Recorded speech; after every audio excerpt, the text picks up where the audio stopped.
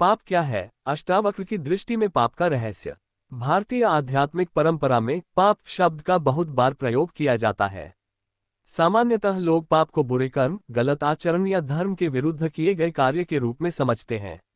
लेकिन अष्टावक्र की दृष्टि इस विषय को बहुत गहराई से और बिल्कुल अलग तरीके से समझाती है। अष्टावक्र के अनुसार पाप केवल बाहरी कर्म नहीं है, बल्कि अज्ञान और गलत पहचान का परिणाम है। जब मनुष्य अपने वास्तविक स्वरूप को भूल जाता है और शरीर मन को ही अपना मैं मान लेता है, तभी पाप की शुरुआत होती है।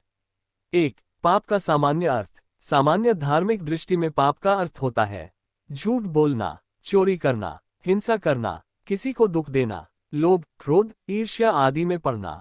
इन सब को समाज और धर्म ने पाप कहा है, क्योंकि ये कर्म दूसरों को और स्वयं को दुख देते हैं। इसलिए धर्मग्रंथों में कहा गया है कि ऐसे कर्मों से बचना चाहिए। लेकिन अष्टावक्र का दृष्टिकोण इससे भी अधिक गहरा है। 2, अष्टावक्र के अनुसार पाप क्या है?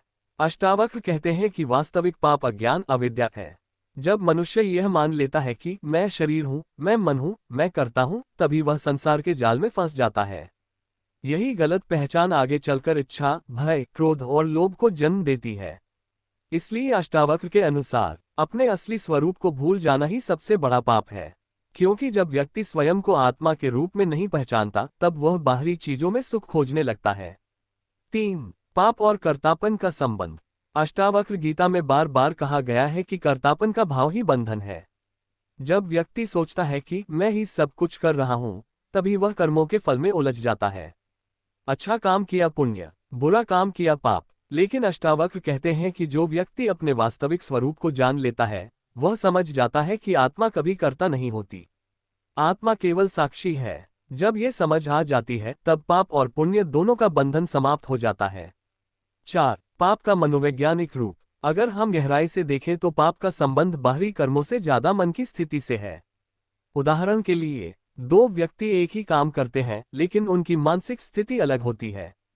एक व्यक्ति क्रोध और नफरत से काम करता है, दूसरा व्यक्ति मजबूरी या कर्तव्य से वही काम करता है। यहाँ कर्म समान है, लेकिन अंदर की भावना अलग है। अष्टावक्र के अनुसार असली समस्या बाहरी कर्म नहीं, बल्कि मन का अज्ञान और आसक्ति है। 5, पाप क्यों पैदा होता है? पाप के पीछे कुछ मुख्य कारण होते हैं। 1, अज्ञान। जब व्यक्ति अपने वास्तविक स्वरूप को नहीं जानता, तब वह संसार में उलझ जाता है। 2, इच्छा। इच्छाएं पूरी न होने पर व्यक्ति गलत रास्ते अपनाने लगता है। 3, भय। डर के कारण भी लोग गलत काम कर बैठते हैं। 4, अहंकार। अहंकार व्यक्ति को अंधा बना देता है। वह अपने लाभ के लिए दूसरों को नुकसान पहुंचाने लगता है।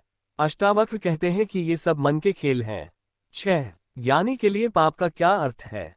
जिस व्यक्ति को आत्मज्ञान हो जाता है, उसकी दृष्टि पूरी तरह बदल जाती है। ऐसा व्यक्ति समझ जाता है कि आत्मा न पाप करती है, न पुण्य करती है, न बंधन में पड़ती है। आत्मा केवल साक्षी है। जैसे आकाश में बादल आते जाते रहते हैं, लेकिन आकाश उनसे प्रभावित नहीं होता, उसी तरह आत्मा भी पाप पुण्य से प्रभावित नहीं होती। 7, क्या इसका मतलब है कि कुछ भी करो? अष्टावक्र की शिक्षा को समझते समय एक महत्वपूर्ण बात याद रखनी चाहिए। जब तक व्यक्ति को वास्तविक आत्मज्ञान नहीं हुआ है, तब तक वह मन और अहंकार के प्रभाव में रहता है। इसलिए उसे धर्म, नैतिकता और सदाचार का पालन करना चाहिए, क्योंकि ये नियम मन को शुद्ध करते हैं और आत्मज्ञान के मार्ग को आसान बनाते हैं।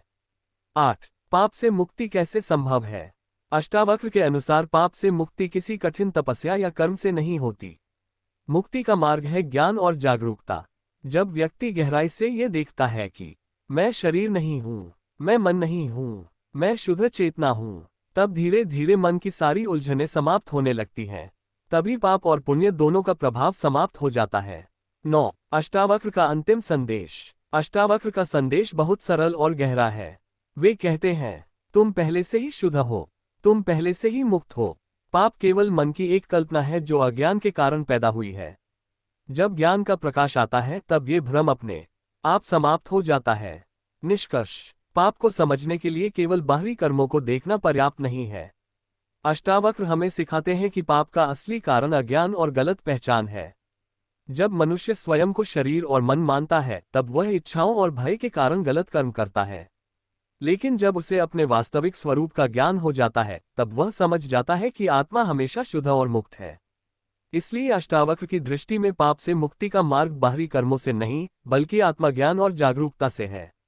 जब ये ज्ञान जागता है तब मनुष्य समझ जाता है कि वह कभी भी पापी नहीं था। वह हमेशा से शुद्ध चेतना ही था।